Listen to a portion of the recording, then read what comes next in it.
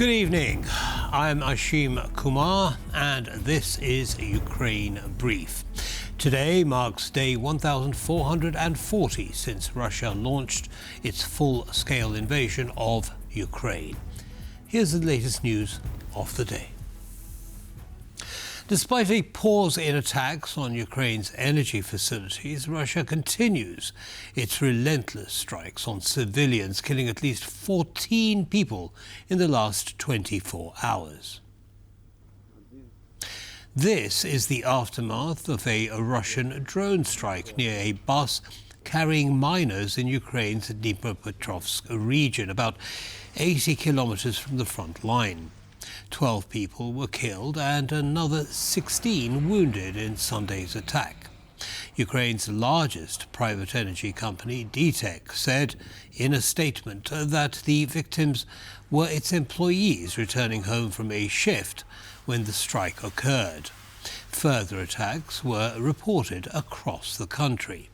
Early on Monday morning, multiple Russian drones hit the central Cherkasy region, wounding 4 people and destroying several buildings. Later in the day, a Russian drone struck a market in the eastern city of Kharkiv, injuring 2 people and damaging nearby buildings and cars. And overnight on February the 1st, Russian forces dropped a bomb on a family home in the Donetsk region. A father and his adult son were killed, while a mother and 2 children were left severely wounded. In the southern city of Kherson, a separate drone strike hit a building in the city centre. No injuries were reported there.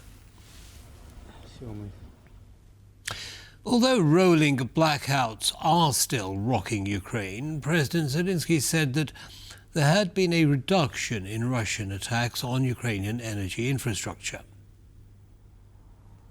In Kyiv, only 80 apartment buildings remain without heat as temperatures drop to minus 22 degrees Celsius tonight. The outage follows Saturday's technical disruption of power lines linking Ukraine with Moldova and Romania, which cut electricity across large parts of the Ukrainian grid. The disruption left over 3,500 apartment buildings in the capital without heat and stranded 500 people in Kyiv's metro. To stabilize the grid, Ukraine has relied heavily on electricity imports. In January, imports surged to a record 894 gigawatt hours, a 40% increase from the previous month. Ukrainian Ministry of Energy, Denis Shmyhal, also held talks today with his Polish counterpart, Miłosz Motyka, to strengthen energy cooperation between the two countries. After initially being postponed, another round of trilateral peace talks is confirmed to take place on Wednesday and Thursday in Abu Dhabi. Originally scheduled for February the 1st, the meeting was postponed after Kremlin envoy Kirill Dmitriev made a surprise visit to Miami to meet U.S. negotiators led by Steve Witkoff. No specific details were released from either side, although Witkoff described the discussions on social media as, quote, productive and constructive. The trilateral negotiations are now set to resume, with President Zelensky confirming on Sunday that the talks will begin on Wednesday in Abu Dhabi. Zelensky is currently consulting with his chief negotiator and head of Ukraine's national security and defense council, Rustem Umerov, to finalize a framework for the discussions. Following these preparations, the Ukrainian delegation will depart for Abu Dhabi ahead of the peace talks. Ukrainian Minister of Defense Mikhailo Fedorov said today that Ukraine had begun implementing a solution with Elon Musk's SpaceX to prevent Russian drones from accessing their Starlink satellite internet.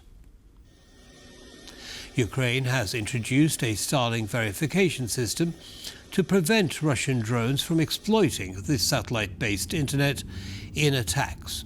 The move comes after reports that Russian drones were increasingly equipped with Starlink terminals, enabling them to bypass Ukrainian signal jamming defenses and strike targets deep inside the country. According to Mikhailo Fedorov, the Ukrainian government, in cooperation with Starlink's owner SpaceX, will implement a system in which only verified and registered terminals can operate in Ukraine, while unregistered devices will be disabled. Elon Musk said on Sunday that efforts to block unauthorized Russian use of Starlink appear to be working. Fedorov added that Ukrainian civilians and businesses seeking Starlink access will be able to register easily as legitimate users. And that brings us to the end of this bulletin of Ukraine Brief. Don't go away, lots more coming up. Goodbye.